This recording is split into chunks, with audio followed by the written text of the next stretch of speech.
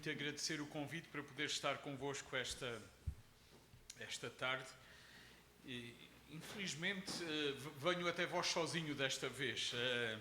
Tenho 2 filhos em acampamentos, um como campista, outro como voluntário a ajudar a limpar pratos e casas de banho. Faz-lhe banho aos 16 anos. Eu estou mesmo muito satisfeito por ele ter optado por dar esse tempo de voluntariado. Estão lá em Água de Madeiros, no acampamento Batista.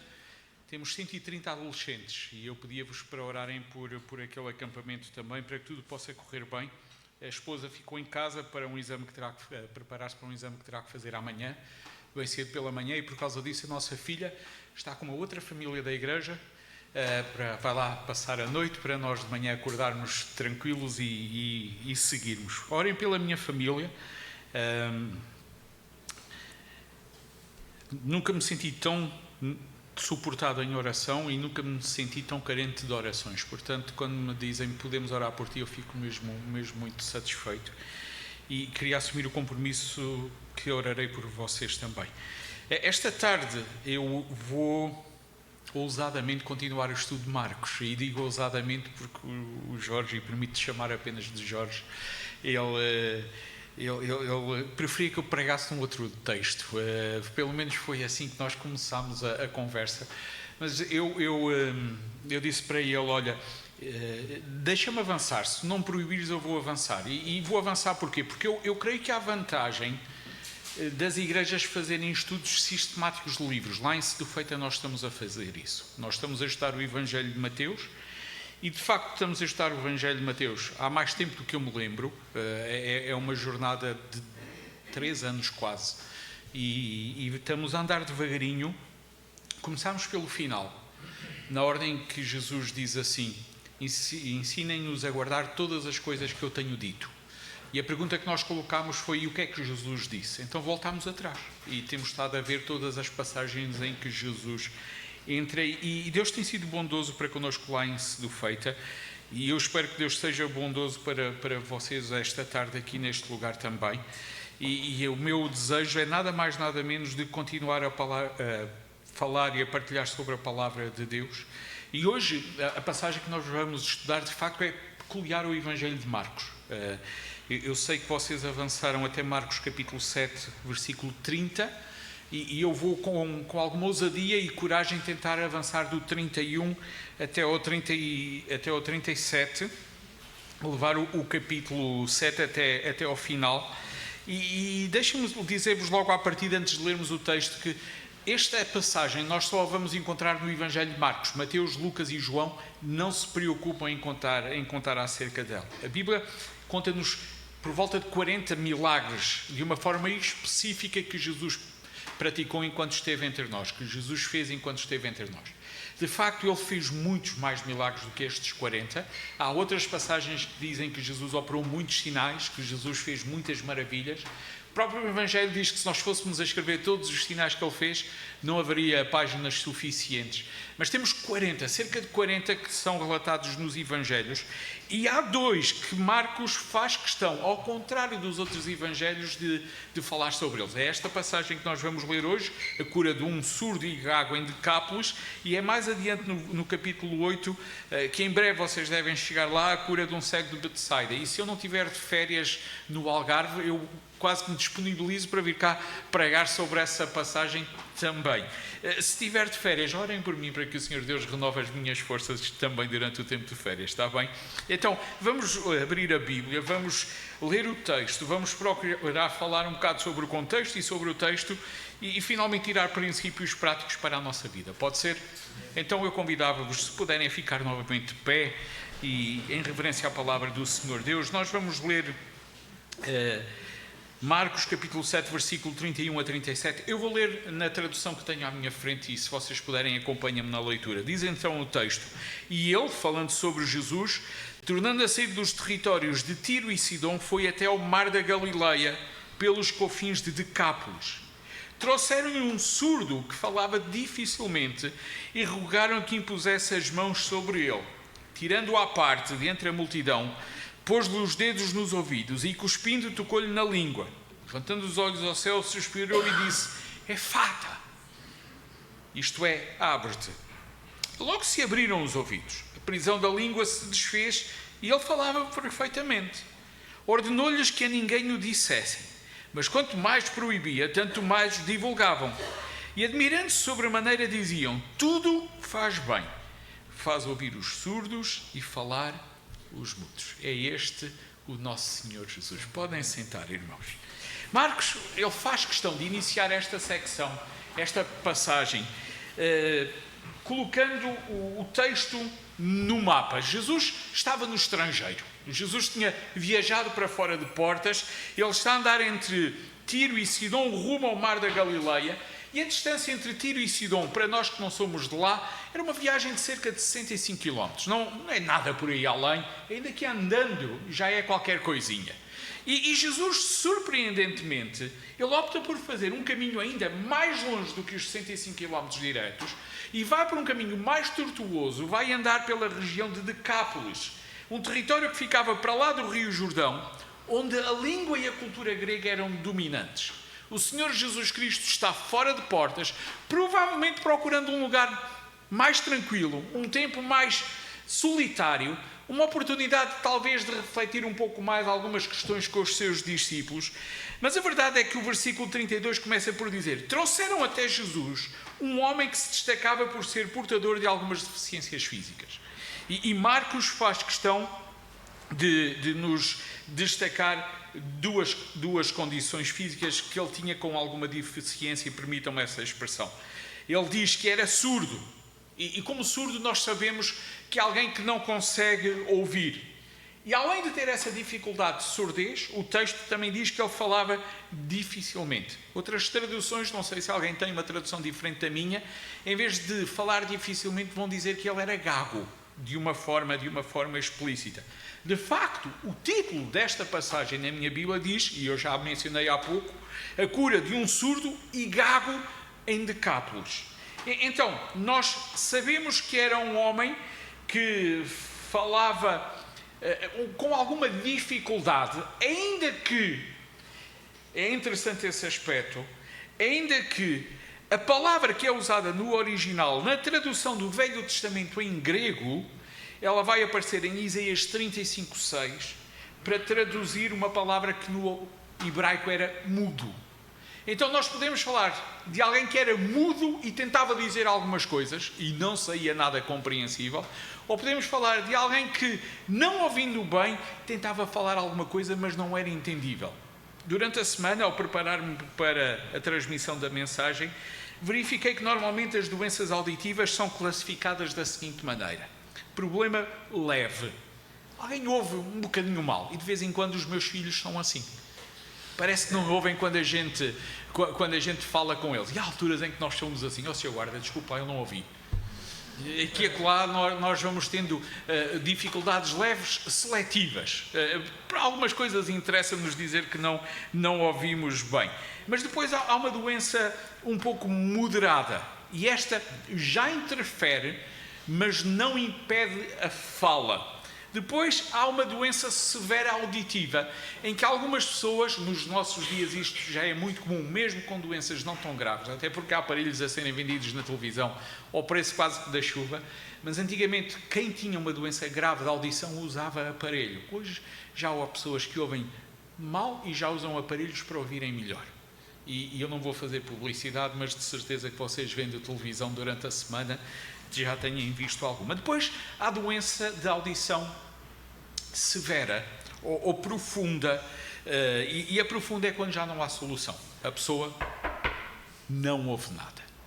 Então, não nos é dito que tipo de doença este homem efetivamente tem, mas nós podemos colocá-lo em diferentes patamares, de alguém que fala com alguma dificuldade a alguém que não fala nada. Sobre os seus olhos, nada nos é dito.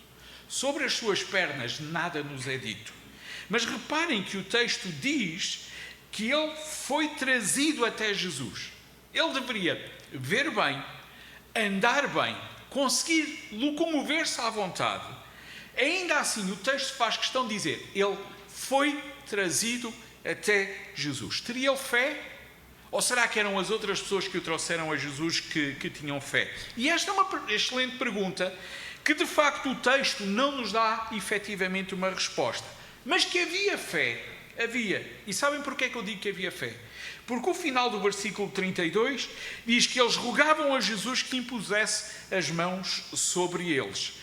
Aqueles que trouxeram o homem deviam confiar que Jesus tinha poder para, se lhe tocasse, se colocasse as suas mãos sobre ele, alguma coisa miraculosa acontecer na vida daquele homem. Então, eles chegam ao pé de Jesus e a expressão que utilizam é rogam por ele. E esta expressão rogar vale a pena ser destacado. Não é um simples pedido, é um rogo. É um pedido intenso, é uma imploração, poderíamos nós dizer. Eles queriam mesmo que Jesus tocasse nele. O toque de Jesus, nós sabemos e cantamos e dizemos, é algo fantástico. Ao que parece, naquela altura, imaginem, já tinha fama fora de portas. Estamos a falar numa época em que não havia redes sociais. Jesus não tinha Instagram, Jesus não fazia vídeos para o TikTok, Jesus não tinha Facebook. Nem a CMTV havia para dizer Jesus está lá agora por Decápolis, ele já curou um homem, ele já curou uma mulher, ele já fez grandes coisas. Mas de facto a fama de Jesus era conhecida além fronteiras e eles sabiam, o toque de Jesus faz toda a diferença. Tu crês nisto? Nós somos o povo que crê que o toque de Jesus faz toda a diferença. Então duas perguntas nós temos que colocar a nós mesmos. E temos contribuído para a boa fama do nome de Jesus? A gente crê que Jesus tem um toque poderoso e temos partilhado sobre isso? Ou é uma verdade que nós guardamos para nós, silenciamos a nossa boca e não contamos nada a ninguém? E a segunda pergunta que eu tenho que colocar é, e será que nós, por crermos nisto, temos trazido pessoas a Jesus para que Ele as possa tocar? Temos intercedido, temos rogado por outras pessoas. Aqueles homens, sabiamente, fazem destacar na minha Bíblia duas palavras. Trouxeram e rogaram. Trouxeram e rogaram. Irmãos, permitam-me um encorajamento. Nós precisamos de ser o povo que traz e roga. Nós precisamos de ser o povo que não se acanha perante as dificuldades das outras pessoas, que não se acanha perante os problemas das outras pessoas, mas leva-os à presença de Deus e roga por eles. Algum de nós poderia fazer algo por um homem que era surdo e gago? Nós não. Mas o nosso Jesus pode. E eles sabiamente levantam-se, caminham, trazem aquela dificuldade até Jesus Cristo e rogam por Ele. Não te acanhes, não tenhas vergonha de trazer pessoas a Jesus e de tirar tempo para rogar a Jesus por pessoas. Esta palavra encoraja-me, porque vai acontecer a seguir, é tremendo. Eles conseguem ter a atenção de Jesus Cristo. E quando chegam lá, nós damos conta que já havia uma multidão à volta de Jesus. Jesus é tremendo. Ele consegue juntar multidões à sua volta, mesmo, imaginem, quando ele estava no estrangeiro. Naquele tempo, a sua fama deveria estar mesmo em alta. Hoje em dia é terrível, mas a fama de Jesus não está tão boa quanto isso. E nós temos visto nos últimos dias pessoas a ridicularizarem cenas da Bíblia e ridicularizarem a pessoa do Senhor Jesus Cristo. Escutem, se não for a igreja a se levantar e falar bem do nome de Jesus, o mundo não vai fazer. Temos que ser nós. Temos que ser nós.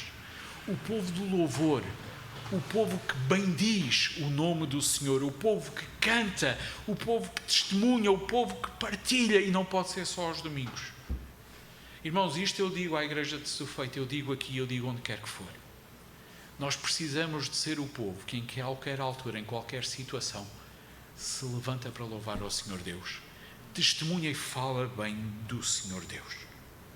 Naquele dia, Jesus pega o homem e tira-o no meio da multidão e vai tratar dele. E eu acho isto delicioso. No meio da multidão, Jesus tem tempo para dar atenção a um caso que provavelmente as pessoas considerariam perdido. Isto é boa notícia para nós. Jesus Cristo tem sempre tempo. Antigamente havia um cântico que nós costumávamos cantar que dizia: Jesus Cristo não tem pressa e tem sempre tempo para ti. Conhecem esse cântico? Amo de manhã, quando vês o sol nascer, amo ao sol pôr, quando o dia terminar. E mesmo nos momentos em que as provas vão surgir, lembra que Ele te ama e contigo, Ele sempre está. E de repente nós sabemos a música, é como a tabuada. Sabemos a música, mas depois esquecemos do conteúdo. 1 vezes 1, 1 vezes 2, 2. Essa é fácil, 1 vezes 1. Mas depois, quando vamos à dos 8, já começamos a vacilar. Quando estamos nas dos 7, já não sabemos isso, mas sabemos a música. Lá, lá, lá, lá, lá, lá, lá, lá.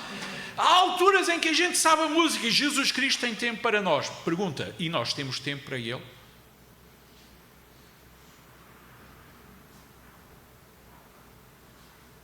É uma pergunta séria. Tu amanhã vais ter tempo para Jesus?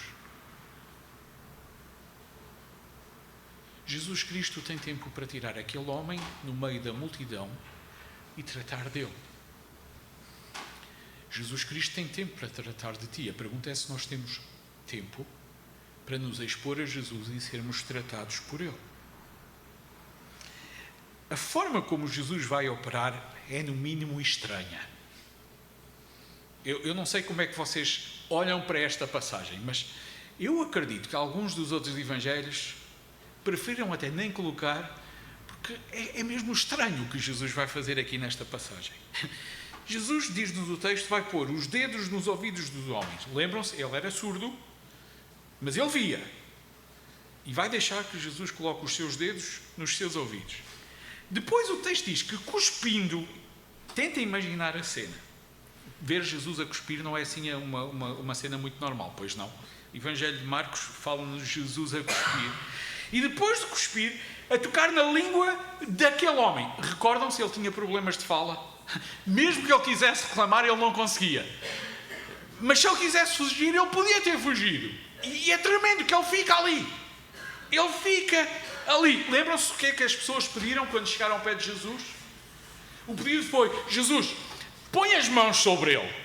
Eles pediram uma coisa, permitam uma expressão, eu não estou a gozar com ninguém, nem com nenhuma denominação, mas eles queriam a bênção. Jesus vai fazer algo diferente. Jesus vai fazer mais. Jesus vai surpreender. Jesus vai tocar, mas tocar nos seus problemas.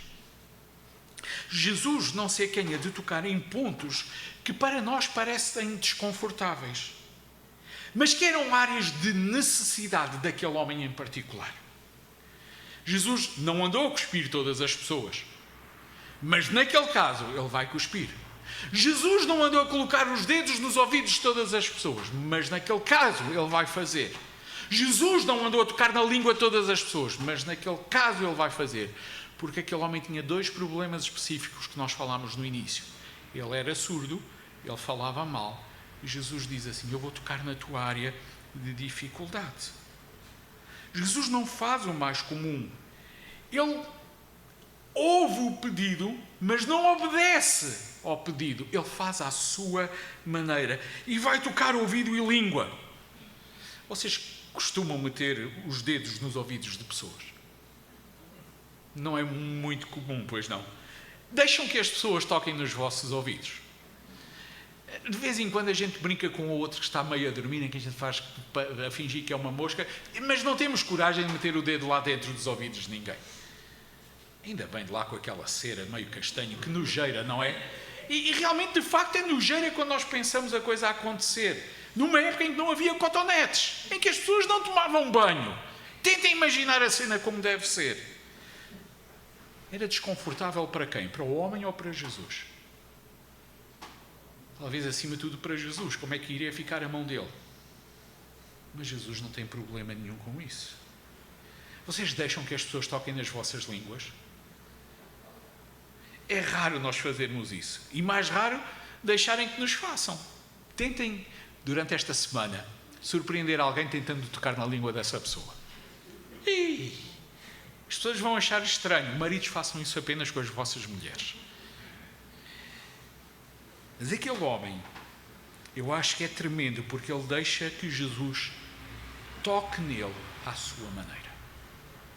E amigos, com isto o que eu queria vos dizer, amados irmãos, é que se Jesus vier e se Ele quiser, o melhor que a gente tem a fazer é deixar tocar onde Ele quiser.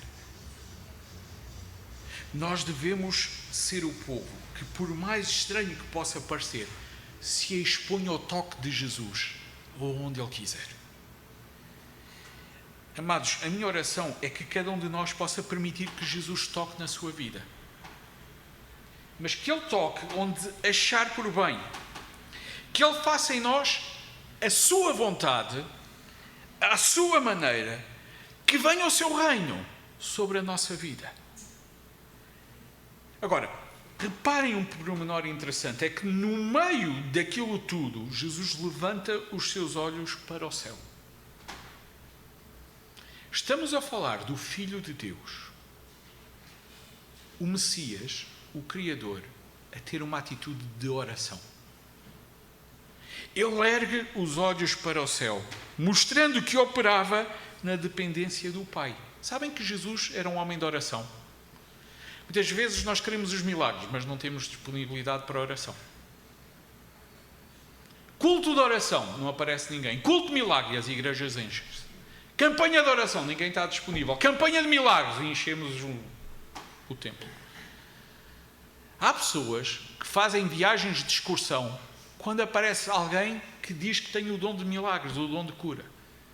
Mas não são capazes de fazer 15 minutos mais cedo, antes de saírem de casa, de oração. Amados, o nosso Senhor Jesus Cristo era um homem de oração. Ele cria e a sua palavra testemunha sobre o poder da oração. Várias vezes ele saiu mais cedo para ir orar, várias vezes ele ficou até mais tarde para orar. Temos passagens tremendas que acontecem quando Jesus está a orar e depois tenta apanhar os seus discípulos. Se a nossa vida de oração demonstra a nossa confiança em Jesus e em Deus, posso-vos perguntar como é que está a tua confiança? Jesus olha para o alto, suspira e ele diz: Efata. E eu achei delicioso que no texto original há uma preocupação em traduzir esta palavra. Jesus está a falar em hebraico num lugar de cultura grega. E o texto original faz questão de dizer o significado da palavra efata, que é abre-te. Agora, um pormenor que eu achei interessante no texto é que Jesus está a usar o imperativo, mas no grego está na forma passiva e não na forma ativa. Isto é, podíamos traduzir o texto por deixa-te abrir. Não era o homem que ia abrir, não era o ouvido que ia abrir, era Deus que ia operar nele. A ordem era apenas para que o ouvido fosse passivo na presença de Deus e que Deus efetivamente e eficazmente operasse. E naquele dia, Deus quis operar. Naquele dia o texto diz que logo se abriram os ouvidos e a prisão da língua se desfez. E ele falava perfeitamente. Aquele homem estava curado. Ele chega a ouvir mal, ele chega a falar mal, ele chega sem ouvir, ele chega sem falar. Ele vai-se embora transformado porque Jesus lhe tocou. Ouvidos abertos, língua solta, barreiras iniciais quebradas. O ele falava perfeitamente no final do versículo 35 é um atestado de que ele ouvia perfeitamente também. Então, o que estava ali a acontecer era algo tremendo, que alguns vão dizer, um milagre. Agora, o que nos vai surpreender é que é mais do que um milagre que Jesus está a operar ali. Mais do que um milagre, como assim? O Evangelho de Marcos e o livro de Isaías têm muita coisa em comum. O livro de Isaías, no capítulo 35, fala-nos sobre a grandeza e a glória do reino do Messias. E lá em Isaías 35, 5, se vocês abrirem as vossas Bíblias, diz assim: então os olhos dos cegos serão abertos, então os ouvidos dos surdos se abrirão, então os coxos saltarão como os servos, a língua dos mudos cantará, porque águas rebentarão no deserto, ribeiros no ermo. Jesus estava a cumprir profecias do Velho Testamento. O homem atestava a grandeza e a glória do Messias. Onde? Lá no estrangeiro, lá na zona do deserto, lá fora de portas. Irmãos, quando a gente compreende a Bíblia no todo, nós vamos dizer, isto era mais que um milagre. Era um testemunho que Jesus Cristo é o Messias, Jesus Cristo é o Filho de Deus. E amados, se os milagres não servirem para testemunhar que Jesus Cristo é o Filho de Deus, nós não estamos a tirar o melhor proveito dos sinais que o nosso Deus continua a operar ainda hoje em dia. Com isto o que eu estou a querer dizer, há muita gente que quer o Deus dos milagres. Perdão, há muita gente que quer os milagres de Deus, mas se calhar não quer o Deus dos milagres. E nós aqui, nós mais do que o testemunho de um milagre de Deus, nós temos o testemunho da presença do Deus dos milagres.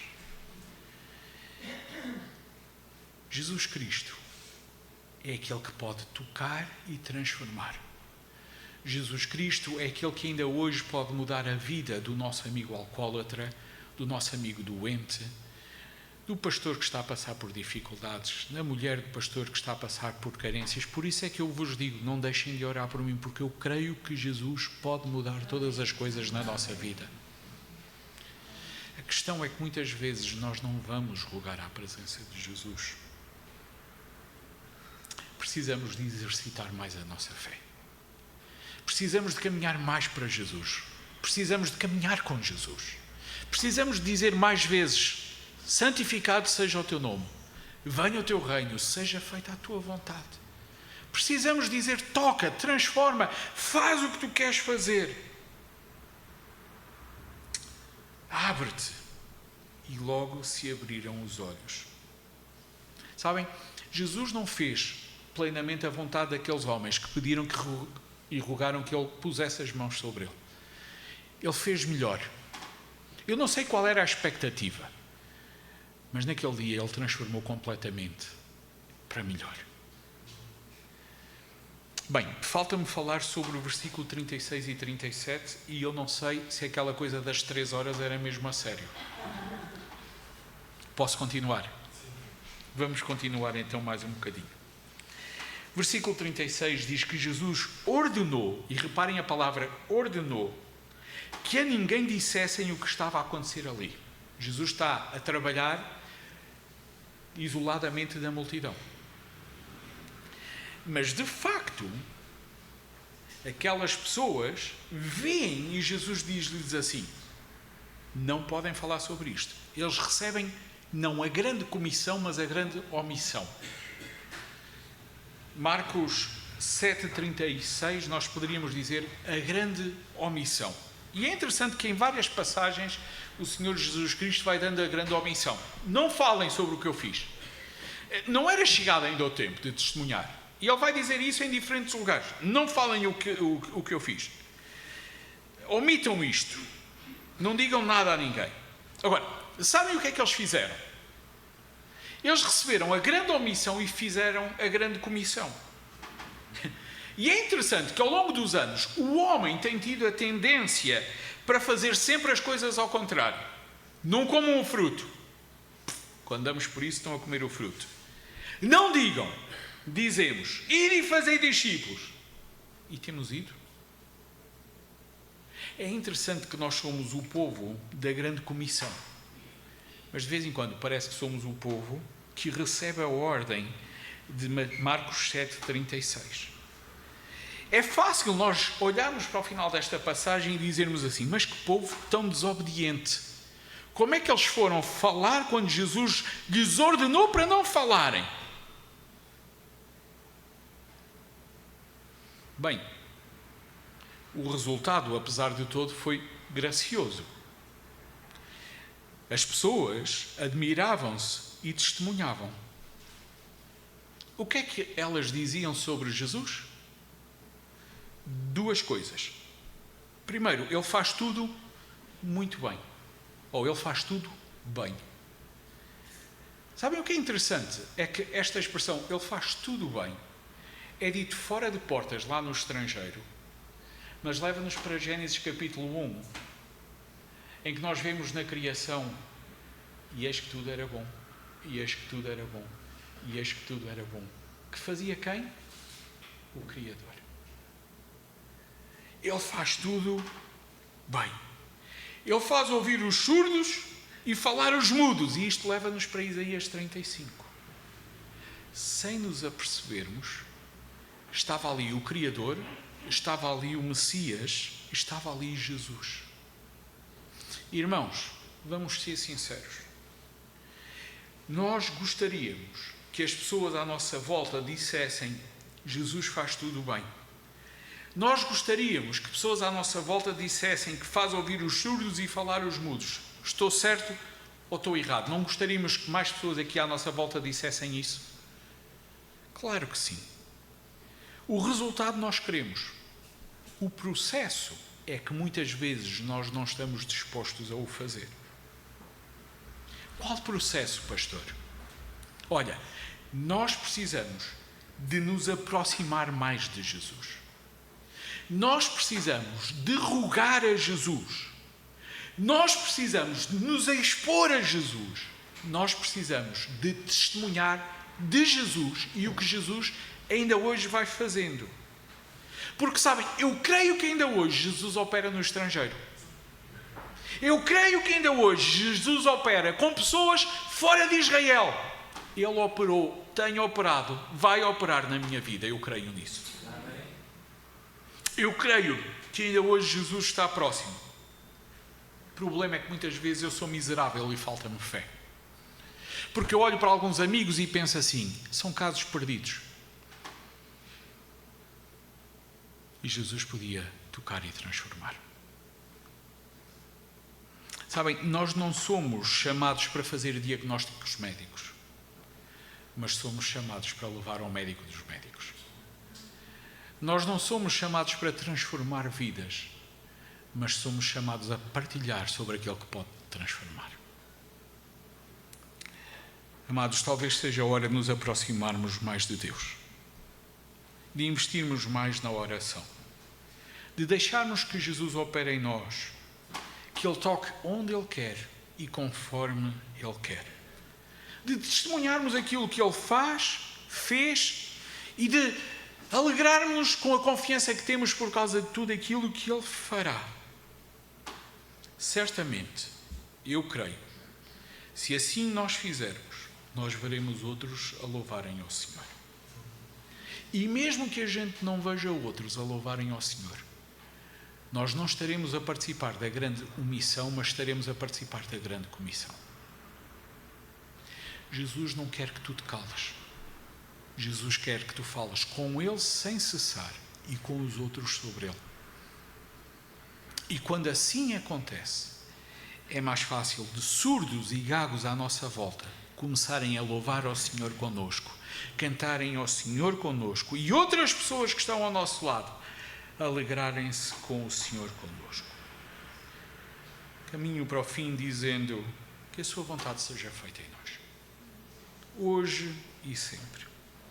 Sabem, esta história, se fosse teatralizada, eu poderia desempenhar o papel de algumas pessoas. Eu poderia ser o homem que precisa do toque de Jesus. E talvez tu possas desempenhar esse papel também. Que Deus nos abençoe com amigos que nos levam a Jesus em oração. Vocês são meus amigos. Assumiram há pouco que iam orar por mim. Obrigado. Eu poderia ser o homem que traz amigos a Jesus. Que Deus me dê ousadia e sabedoria para eu fazer assim com pessoas que passam necessidades à minha volta. Eu vou orar por vocês. Eu poderia ser aquele que está perto e testemunha o que Jesus tem feito e dizer: Jesus faz tudo muito bem. Que Ele me dê sabedoria e ousadia para eu saber estar e falar e contar aos outros o que Jesus tem feito, porque Jesus continua a fazer tudo muito bem. Agora, eu jamais poderia fazer o papel de Jesus. Esse só Jesus pode fazer. Então, das duas, uma. Ou nós vamos a Ele, ou nós vamos a Ele. Vocês podem escolher uma das duas opções. Pastor, mas está-nos a dar a mesma opção. Perante Jesus nós não temos outra opção. Ou vamos para ser tocados, ou vamos para rogar para que Jesus toque. Mas nós precisamos de ir para Jesus. Nós precisamos de ir para Jesus. Nós precisamos de ir para Jesus. Jesus quer se encontrar connosco. Queres tu encontrar-te com Jesus? Posso orar por ti? Posso orar por a igreja? Posso orar por nós? Se quiserem que eu ore por vocês, eu vou-vos convidar, vou-vos pedir. Fiz uma mistura das duas palavras, convidar e pedir, deu convidar. Vou-vos convidar para vocês ficarem de pé e eu vou terminar com uma palavra de oração.